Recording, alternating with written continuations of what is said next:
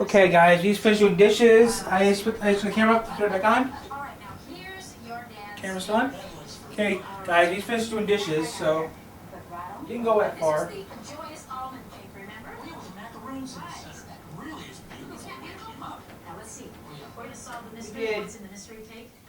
We did partial our dishes. But tomorrow, B-Stars! At this recording, who knows? Today now it's December 4th at almost 2. Right now it's December 4th, 2024 at 1:50 p.m. Eastern Standard Time, or 13:48, whatever we prefer. And yeah, we're just relaxing right now.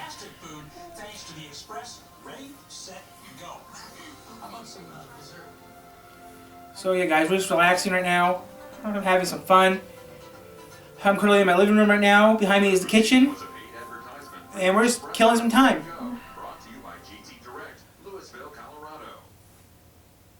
I thought it was New York City. Who knows? Okay, I'm not watching this one. We already watched it already. Santa Claus is coming to town. The mommy, the bullet, magic bullet, this and that, the turbo cooker. Never heard of that one before.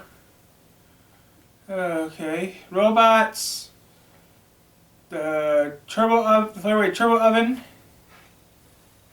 Mr. T's in this one, I think. I wish I could do something cool with my channel. Not now.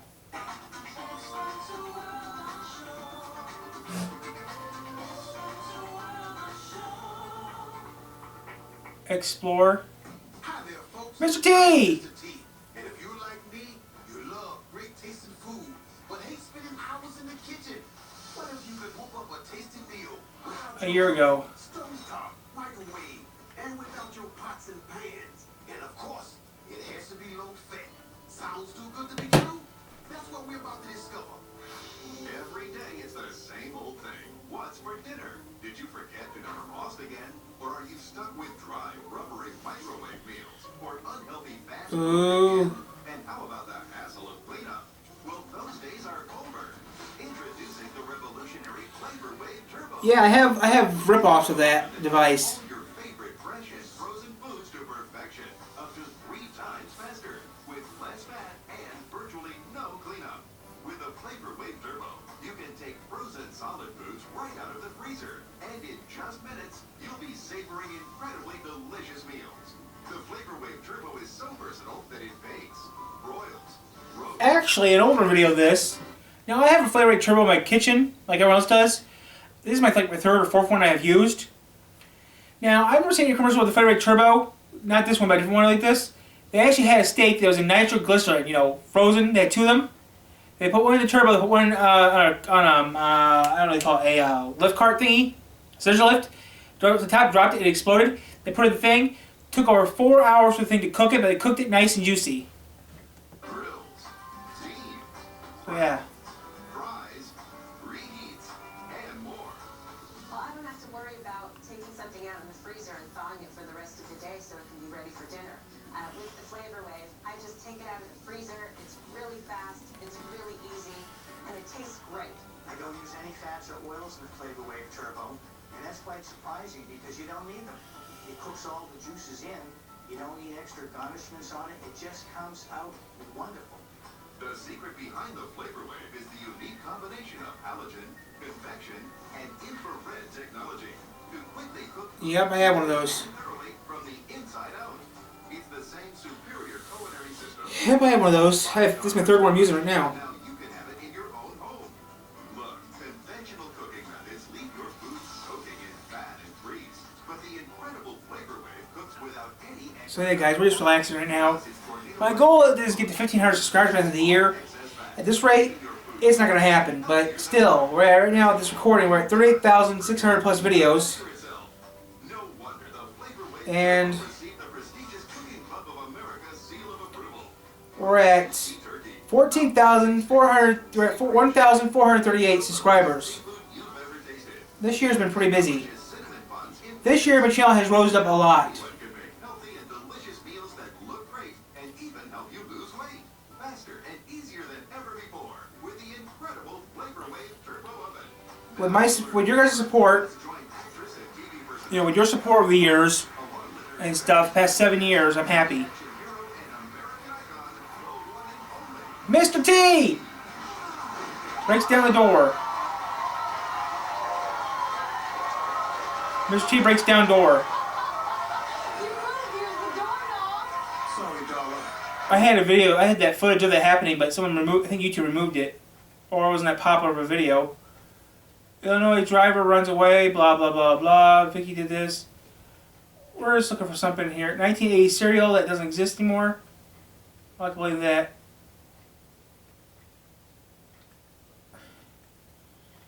I mean, you guys know me. I make good videos for you guys to watch. I mean, I make good videos for you guys. I wish I could make more videos for you guys that you guys like to watch over the years. But I mean, if you guys have ideas for videos, I'd love to hear your ideas because I read all comments within a few years, and that's it. I mean, what you guys say, I do it. I mean,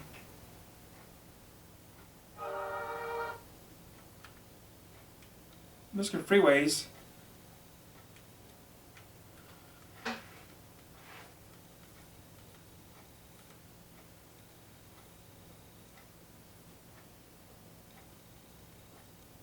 Okay, this is something I don't know about. How long is this? Oh, this is. I'm not watching this.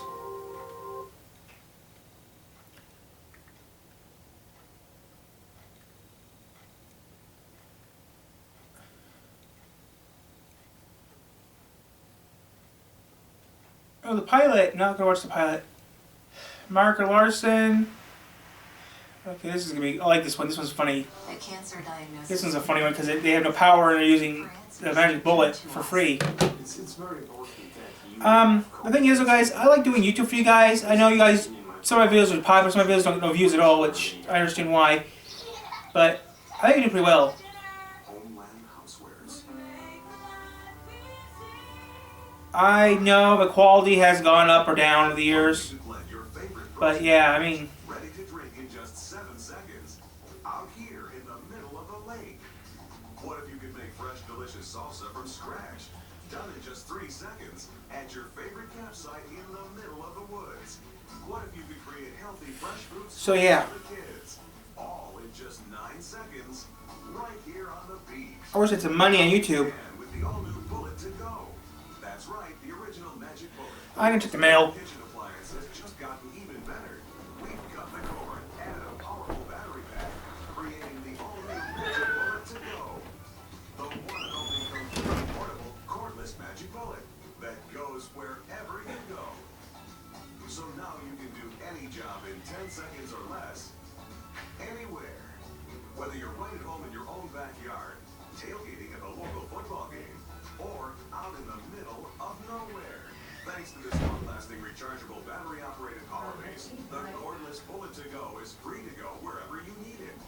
So now you can do small everyday jobs like chopping garlic, Yeah, but tonight's supposed to be down 19 degrees. gas in just 3 seconds, So, yeah. right at the barbecue, or grind whole coffee beans, coarse or fine, in just 4 seconds.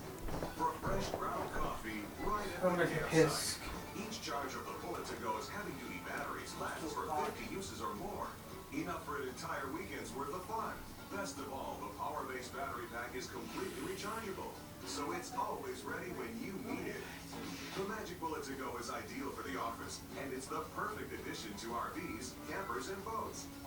And of course, with these self-blending party mugs, the Bullet to Go becomes the ultimate portable party machine. So making a different frozen cocktail for everybody is easy, wherever your party takes you. It's like getting a cordless blender, a cordless coffee grinder, a cordless mixer, a cordless smoothie machine, a cordless food processor, and more, all in one. Now join Nick and Mimi to find out how you can do any job in 10 seconds or less, anywhere, with the Magic Bullet to Go. Plus, for a limited time, you can get this custom-made Bullet to Go travel bag, a $50 value, absolutely free. Details just ahead.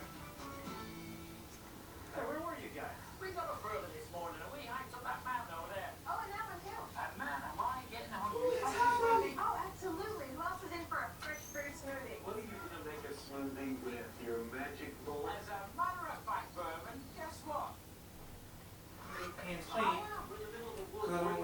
Later. Okay, who wants what? I've got bananas, I've got all kinds of berries. Hey, Nick, I think you're gonna have a problem. No problem at all. You know what? We got They got a generator. I don't understand that still electrical. Why? Just let them know. strawberry banana, I guess, but strawberry banana is what you want, Barney. That's what you'll get. Where's the bugs at? For strawberries, I'm gonna pop in a little piece of banana. You want for a protein shake? So you know the protein powder. Yeah, sure, Nick, but where do you And then I'm gonna have orange juice. And then I'm gonna put in there a handful of ice. And then Yeah, where do you get the ice from? give it a quick spin, and then what?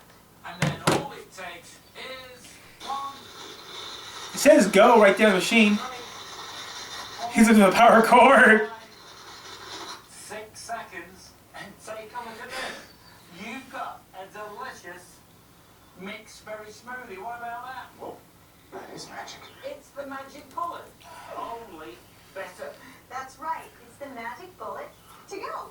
It's the magic bullet that you can use absolutely anywhere. I have one of those. I don't even use it. Thing at the bottom, this is a heavy-duty rechargeable battery pack. So now you can I wanna make some money. Charge anywhere. in 10 seconds or less. So that means I need to go back to Australia. Very smoothie, right here, in the middle of the woods. There you go, Barney. Now what about a fancy omelette by the campsite? What would you like in your omelet, Dino? He likes a Denver omelet. I don't know what a different omelet even is. So today, guys, we're just relaxing right now. Not really much is happening right now, guys. We're just looking for random stuff to put on TV.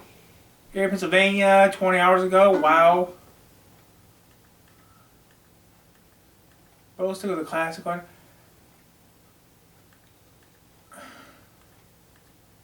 But yeah.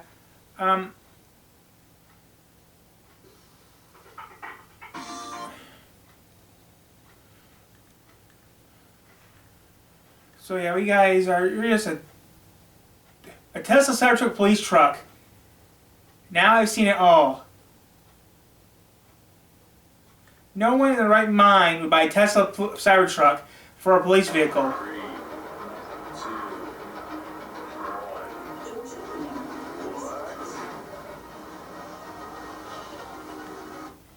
That's just wrong. That makes more sense though. The Tesla Model S makes more sense than the Cybertruck.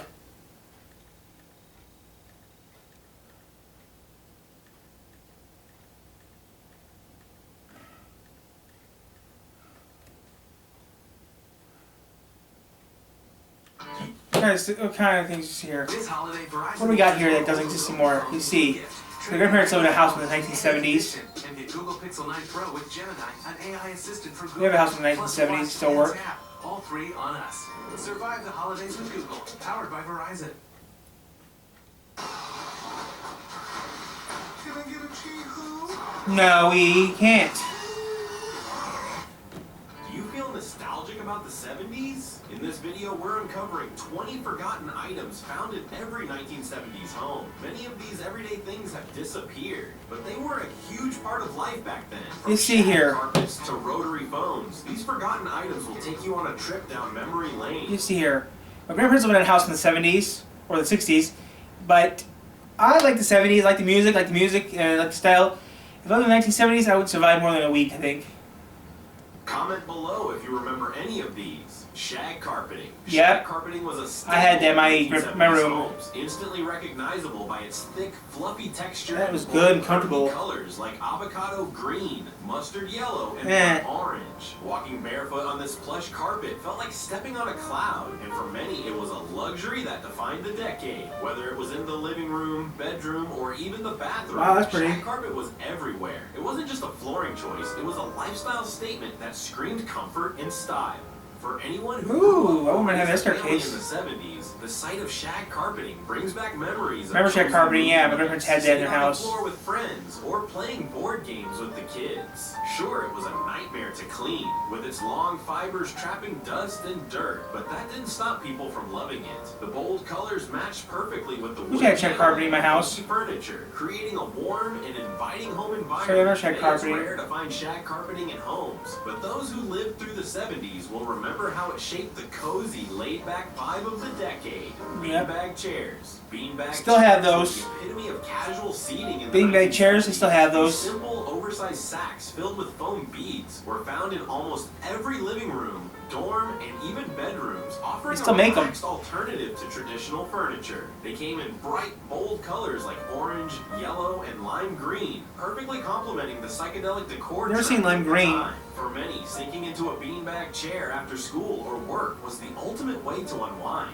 These chairs were especially popular with teens and kids who loved how they could mold to any shape, making them ideal for lounging, watching TV, or listening to records. Parents may remember the countless times they had to refluff the chairs after they flattened out, but that was part of their charm. Durable, You still fun, buy 'em at and Walmart. surprisingly comfortable beanbag chairs quickly became a beloved staple of 70s homes. While they're much less common today, seeing one can instantly transport you back to a time when comfort was king and a casual, carefree vibe ruled the home. It's hard not to feel a pang of nostalgia for those squishy, colorful chairs that were perfect for kicking back with friends or family.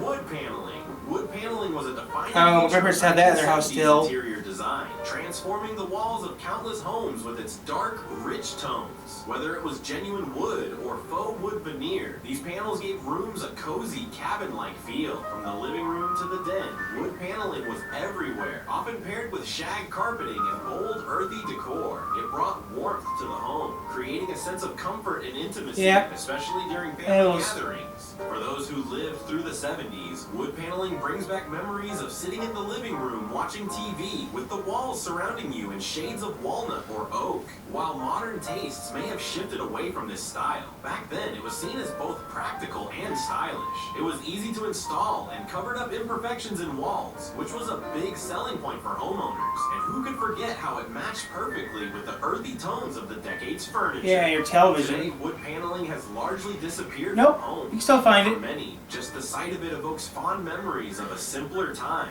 when homes felt like a cozy retreat from the outside world.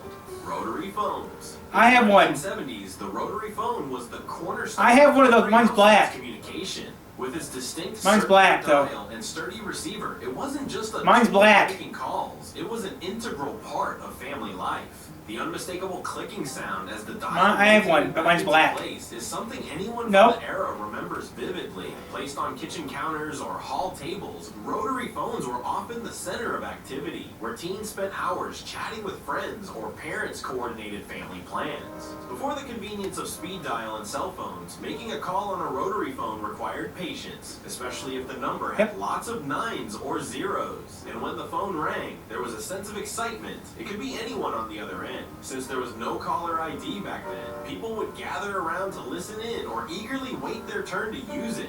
Rotary phones were built to last, and many homes had the same one for years. While they may have been phased out with the rise of push-button models and digital technology, the memory of dialing a number on one of these relics remains a nostalgic reminder I still of have a one. time when life moved just a little bit slower. Sunburst clocks. Sunburst clocks became Nope, iconic never in heard the of those. 1970s, though their origins trace back to the mid-century modern movement of the 50s. Nah. By the time the 70s rolled, Nope, didn't have one of those before. I'm gonna change it. That's too much historical for me. But I do remember rotary phones. I still have a rotary telephone. I bought one at Goodwill for a few years ago. I don't know if it works or not. I never tried it, so I don't think it works. But I just bought it because I wanted one. You know, so you know, I mean, there's some things that just people want. So yeah.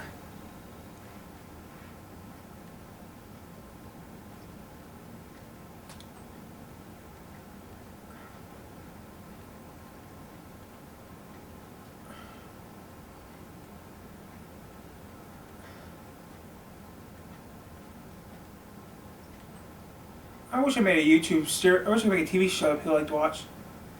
Tell them, you can't do that cartoon you're working on. Tell you can't work on a sports cartoon anymore. That would work great, wouldn't it? The sports cartoon I worked on, the sports cartoon I was working on would work out, and I could do animated it. That'd be pretty neat, but I can't animate it because I didn't finish it. But tell them, I think if you did your sports cartoon and did it properly, you could have got some money off of it and maybe used it. Maybe had at least one episode made.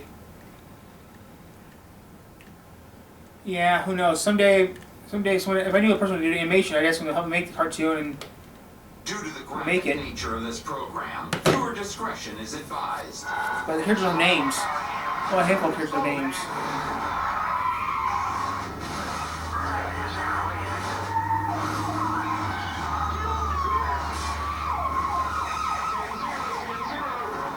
around the world and across the country, from your own backyard. Nah. Don't watch that. I don't know what to watch. It's already 2 o'clock, so I don't know. Go to your channel, Tyler. See what your channel has. I know my channel is pretty good, but I don't think my channel's gonna survive much longer at this rate. I mean, I'm doing pretty good. My channel, I mean, my channel's starting to turn stale. You know, stale, bad. Like no one wants to watch my stuff anymore. I mean, that's why I think my channel's going stale.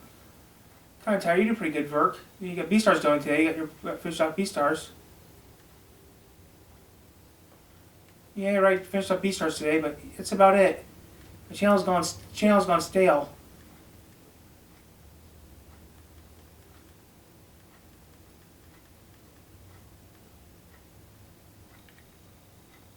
$142. Okay, that's good. 142. Over a year ago, I worked on this over a year ago.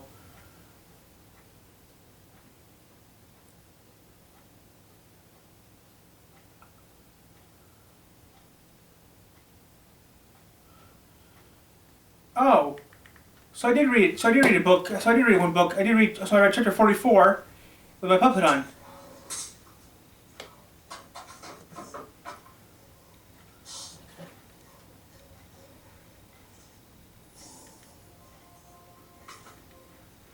That's funny because I did read chapter.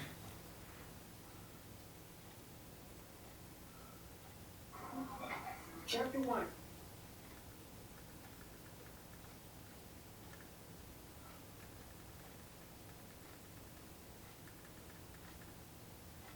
Kmart.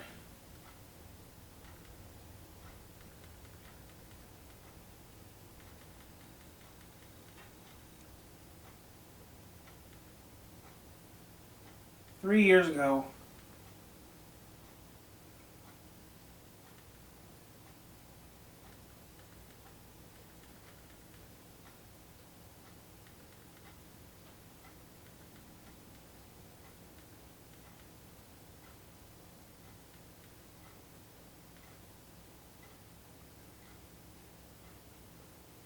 It's already been a month already? Wow. It's already been a month.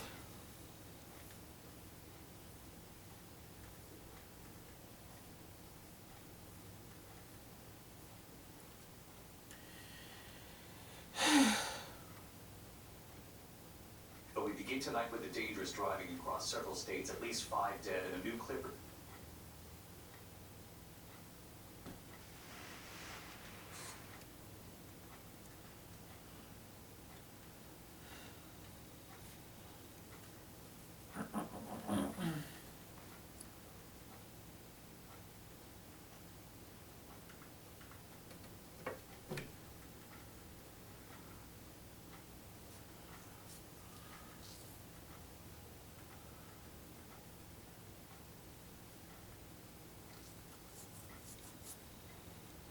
When migraine strikes, do you question the trade-offs of treating? Ubrelvy is another option. It works fast and We'll make some money on YouTube, but oh well. I'm on a channel into the ground. What's up, guys? My name is Jake. Welcome to Abandoned, episode 32. This is the show where we talk about some of the most interesting abandoned places in the world. We've talked about a few department store chains on this show, like Target Canada, Circuit City, and Ames. For this episode, I wanted to stick in the Northeast United States and cover a discount retail chain similar to Ames called Bradley's. A brand that grew to be valued well over $1 billion, only for it to quickly crumble. I do want to point out that there are some striking similarities between Ames and Bradley's. Anyways, let's go back to 1958, when 3 businessmen envisioned a store that would carry a wide selection of products at a discount price. It would serve a relatively untapped market for the time, and in the same year, the men opened their first store in New London, Connecticut. It was named after the Bradley International Airport in Hartford, Connecticut, where the three businessmen met to discuss their idea for the store. The discount store was proving to have a place in the market, and as a result, Bradley's was seeing growing revenue. With momentum carrying through into 1961, the growing company was acquired by Stop & Shop, a Massachusetts-based grocery store company founded back in 1914. Bradley's became a subsidiary of the company, which meant the chain could now begin receiving the funding to expand its brand with more locations. Discount stores were becoming extremely popular towards the late 60s, and by 1968, Bradley's now had 52 stores and earned an annual revenue of $139 million. So far, the acquisition of Bradley's was proving to be a smart one for its now parent company, Stop & Shop. As the 70s came around, Bradley's continued to expand along with Stop & Shop and Bradley's were next to each other. More stores continued to open in the Northeast United States, a region now being dominated by discount store giants. With the company's growth, they set a strong stance on the quality of their stores and the products that they sold. Bradley's was marketing themselves as a high-quality brand which sold merchandise at low costs. With these efforts in effect, changes were made in their stores to mold themselves around what was popular for consumers. Stores had received renovations and upgrades, which meant serious money and care was being put into their stores. This proved to be extremely effective for the chain, as sales and revenue grew exponentially. By the end of 1979, Bradley's sales had grown to $634 million.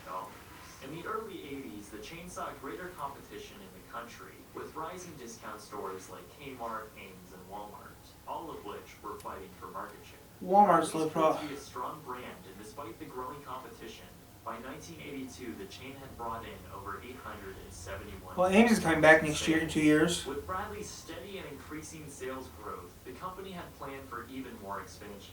And like most retailers that had their sights on physical growth, instead of building new locations, they would just buy out other companies and rebrand their stores. And that's exactly what Bradley's did. In 1982, the chain announced they had acquired 13 Memco locations in the Washington, D.C. area. Bradley's was still set on conveying themselves as a high-quality discount retailer, and had intended to open another 20 new stores in the next year. By 1984, Bradley's was seeing substantial positive growth, and by year's end, the chain made $85.2 million in operating profits, and $1.4 billion in sales. Of course, with this growth meant more expansion. In March of 1985, Bradley's announced they had purchased 18 out of the 41 stores from the Jefferson Ward brand, a division of the Montgomery Ward Company. The reason why Bradley's only acquired 18 was because the additional 23 stores were located in Florida, and the company wanted to remain in the Northeast United States. Even though Bradley's expansions were aggressive, the chain still lost market share by the end of the year. This worried the company's parent, Stop & Shop, which had several of its chains lose money that year. And the sign of Bradley's, one of the company's more profitable chains to lose money, was a little alarming. So action was taken, and in 1986, Stop & Shop had removed Bradley's president, which actually resulted in sales rising once again. The chain now had an annual reported sales of almost $2 billion.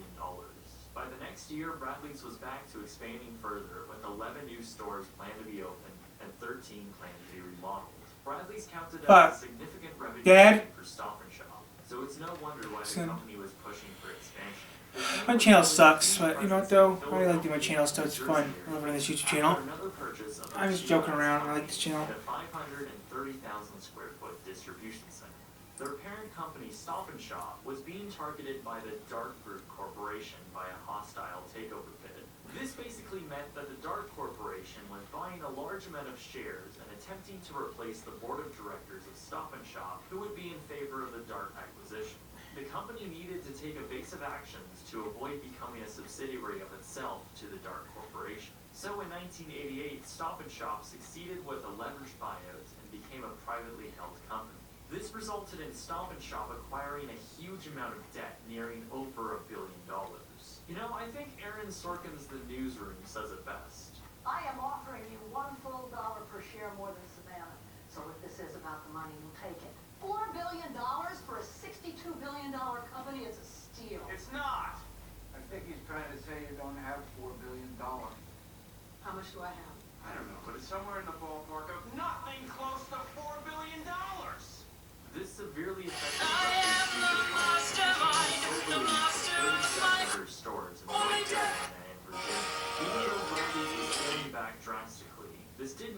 brand could focus more on the markets it was strong in. By 1989, Bradley's brought in new management and overhauled much of their operations. Many new marketing campaigns were introduced, such as Mrs. B, a spokesperson which focus groups said would reach out to customers. The chain also began updating and modernizing their stores with new equipment to help streamline operations.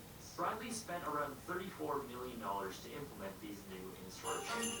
Following this, though, sales were slightly down. So, in conclusion, Santa, I think you can see my remorse is genuine, and I believe I'm ready to re-enter society and find my earned place back on the nice list. Sincerely, Stewie Griffin, dictator not read. Read that back to me. Mom, I found something weird in the driveway next to one of Dad's giant diapers. It would behoove you. My vaporizer! Hey, give that to me! Get off me, Stewie! Hey, that's not a toy! However, this momentum did not last long. No, Meg! No! I hope Santa doesn't hear about this. This is where things started moving downhill for the company. To counteract the falling sales, Bradley began cutting costs. Changes were made in stores, and management staff was reduced. Excuse me, sir. 280 Busy! Despite all of this, though, the chain decided to open. This is really great, man. With You're sales so dropping stiff and the company carrying this entering full a sack terrible around. financial state. You know what I'm saying? Yeah, Suppliers those were are getting starting to heavy. take notice. By What's your name again? 1995, Bradley's Derek? was now Okay, I just operating want to know who not to ask for 136 next time. stores in Maine, New Hampshire, Massachusetts, Connecticut, New York, New Jersey, Pennsylvania, Rhode Island, and Virginia. In June, the company had filed for Chapter 11 bankruptcy protection. In a statement, the company said it had been able to Finally happened. We got to see the official trailer for episode 4, revealing most of the details and secrets of the new episode. We are working at a fast food place today, so roll up your sleeves and wash your hands because we got burgers to make. Why are you talking like that? What's wrong with you? Looks like somebody doesn't have their smile on. Why don't you go into the freezer and get some patties An ready? 80% decrease in God. Yeah, it was freezing By in there. 1996, the company made the decision What's to close going some on? of its Find out. underperforming stores. While the company was losing a massive amount of money during this time, with its bloated infrastructure and stiff competition, by 1998, things were kind of improving. By the following year, the company was able to exit its Chapter 11 reorganization, with about $160 million in value and $550 million in liabilities. Bradley's demise was in sight, yet the company was determined to keep the brand afloat. Bradley saw a huge boom. Okay, we're doing pretty good at the channel. Retailer, Just need to check my channel a little more, see if I'm gonna get some money or not. 20% during Cyber Week at Tractor Supply. Get $100 off Blackstone Griddle, $200 off a Coleman Mini. closed all of its stores following its liquidation. Sales for Bradley shot up massively.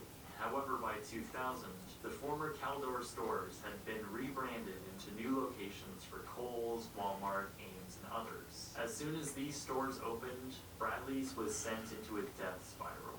The company had just collected too much debt, and at this point, there was nothing that could be done to save the company. Hundreds of millions of dollars would need to be paid off before it would ever become profitable. By December of 2000, Bradley's had filed for Chapter 7 bankruptcy.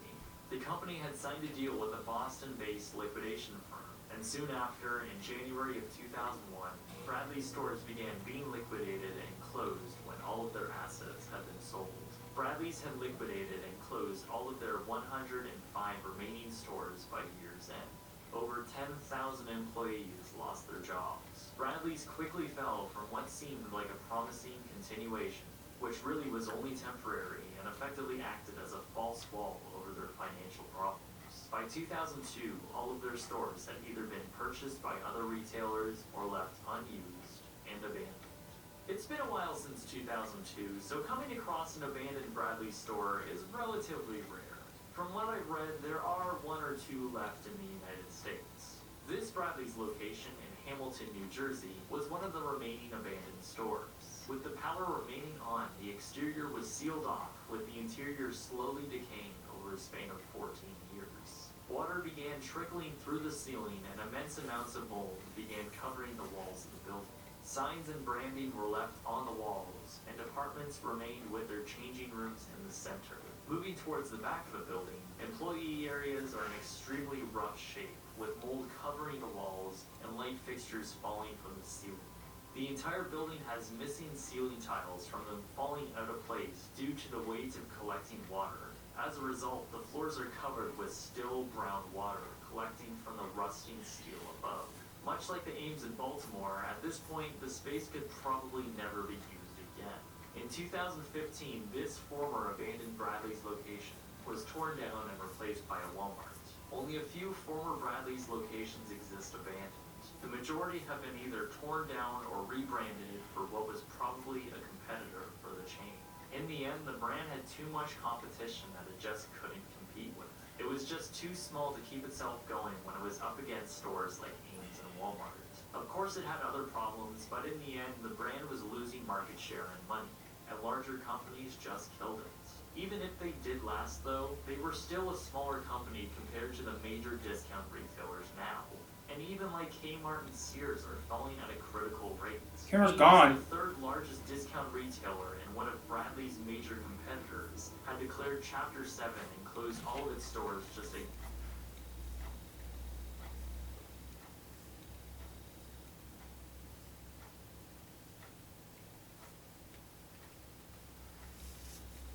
Meet the traveling trio. You know, every man has a mountain of some kind to fix in his life. If he's a single guy, the mountain is probably laundry. But with the single load capacity of these machines, this is an all-day job. And all-day and job are two things I never like to see in the same sentence. What we need is a washer-dryer that's large enough to handle all the laundry at once. Assuming we don't care about mixing our whites in with our colors. I know. That's a pretty safe assumption. That's why today I'm going to build a multi-load washer-dryer. My laundry is like cargo, but I'm going to use a car that doesn't go. Actually, I recommend a hatchback. Hey, look. It's the hatchback of Notre Dame. Okay, first thing you want to do is remove all the seats from the vehicle using whatever tool you have handy. I guess that's me. You want to get an even distribution of water through. I want to make some money on YouTube. Oh, so you make some more money. Jax is not next. January 19th. The release date and early previews for episode 4 were revealed early, which started with our first. Yeah, December, not January. So next week, comes out next week. Tomorrow, B-Star's coming out tomorrow, I can't wait. Greetings, comrades, and welcome to the Soviet Union. It's 1978 and things are going great. We were the first nation to suffocate a dog in geocentric orbit, and we also set off the world's largest nuclear weapon. But those glory days are somewhat behind us now. Our vast empire may cover 1/6 of the world's landmass, but most of it is an uninhabitable wasteland. But hey, what the USSR lacks in beauty spots or arable land, it makes up for in fully automated luxury communism. I hope nothing ever changes. I have a reliable job working in a collective shoe factory, all the potatoes I could possibly drink, and my first colour TV. It sure beats the old one that I've watched through a magnifying glass. I can now clearly see what's happening across our empire of equality, and what our especially equal leaders are up to, and more importantly, what products they deem me worthy of. Because everything is created by state-run industry, nearly every advert is just letting me know about the local availability of certain products. Like this funky ski-themed number, telling me that lemons are here and they're fun for the whole family. Or how about this one for our only available brand of washing detergent? I may never have seen a washing machine before, but now I can. I've seen this one before, but this is pretty funny because this is about the Soviet. This is pretty funny. Leonid Brezhnev. I haven't seen him a lot on my television lately, and there's rumors that he's sick, but I'm sure he's just busy. After all, our brave Soviet troops are currently fighting extremists in Afghanistan, who you might know as the good guys from Rambo 3 or the bad guys from 9/11. I'm sure there'll be no match for our mighty Red Army. I mean, they haven't been stockpiling nuclear weapons and guarding German concrete for nothing, right? Thanks to military overstretch and our barely functional factories, we don't have quite as many consumer products as people in the West. And the ones I'm upset. Can't thoughts about making money. I just farted. Great. So it was like this. This morning was bad. Remember having this morning? This morning was real bad. He starts tomorrow, and I can't wait. That's gonna be a long day video. I see Brezhnev on my screen again. He's alive and raring to go at our annual October Revolution March, which is confusingly held in November. And then we see Brezhnev again just 3 weeks later at his own funeral. But before his death was announced, the only thing that was on Soviet television was this. Okay, camera's dead, so that's good. Camera died, so that's good for me.